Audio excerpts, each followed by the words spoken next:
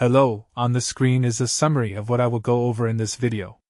Make sure to watch to the end so you don't miss anything. Creating an invoice in Excel is easier than you might think, and I'm going to walk you through the entire process. Step 1. Start by opening a blank Excel workbook and setting up your header section at the top.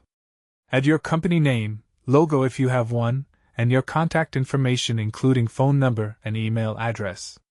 Make sure this section stands out so clients immediately know who they're dealing with. Step 2. Create a table for invoice details just below your header. You'll want to include the invoice number, invoice date, and due date. This helps keep everything organized and makes it easy for your clients to reference the invoice later. Step 3. Now add a section for client information on the left side. Include their company name, contact person, street address, city, state, and zip code. This ensures your invoice reaches the right place and looks professional. Step 4. Build your itemized list table with columns for description, quantity, unit price, and total amount.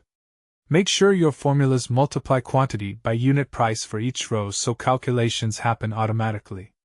Step 5.